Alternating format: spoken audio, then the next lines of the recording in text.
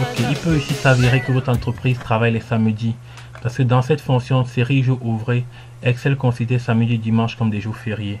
Si votre entreprise travaille samedi, il va falloir l'intégrer cette fonctionnalité dans la fonction. Donc, on va reprendre notre fonction, taper série, et cette fois-ci, au lieu de prendre série.jour.ouvré, on va prendre série.jour.ouvré.intl international, qui vous permet d'intégrer des paramètres de week-end personnalisés. Donc, on passe tabulation, la parenthèse s'ouvre, et on prend la date de départ, le 1er avril, on met virgule pour ceux qui utilisent Office en anglais, et moins 10 là, moins 10 jours. Puis ici il faut maintenant automatiquement proposer les jours fériés, samedi, dimanche, dimanche, lundi. Bon, nous c'est un seul jour, donc on vient par la suite du tableau, dimanche uniquement, lundi uniquement, et ainsi de suite. On double-clique sur le dimanche uniquement, parce que c'est le cas. Puis on sélectionne aussi dans la liste des jours fériés de l'année. Pour notre exemple, on s'est limité juste à 2 jours fériés. On va refermer la parenthèse et on valide.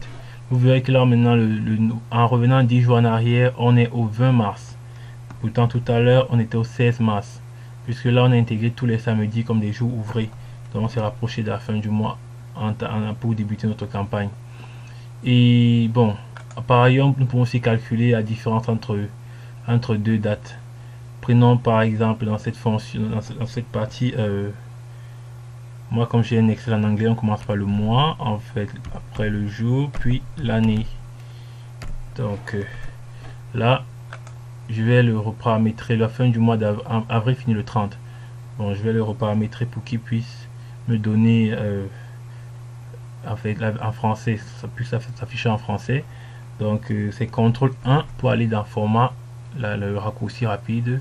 Vous venez là, anglais États-Unis, vous venez chercher français Cameroun, ça existe, voilà.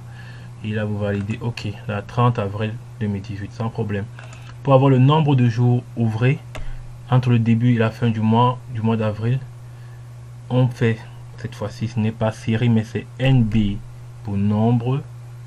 Vous venez à jour ouvré, là vous tapez tabulation, la parenthèse s'ouvre, date de départ, là voilà le 1er avril, et ensuite virgule, date de fin, là voilà.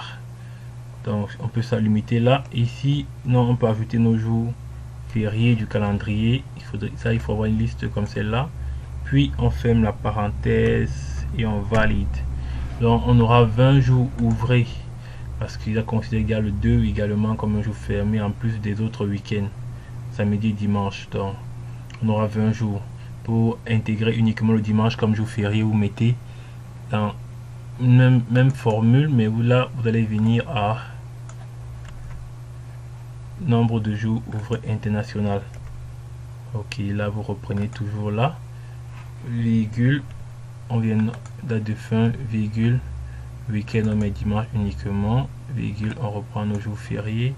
N'oubliez pas de fermer la parenthèse puis valider. Là vous voyez on a 24 jours parce qu'il a intégré tous les samedis comme des jours ouvrables. Donc c'est fini pour cette partie de calculer une date ouvrée. Vous allez recevoir cette fiche également dans votre fiche d'exercice pour reprendre tel que nous l'avons fait. Je vous prie de toujours faire les exercices, c'est très important.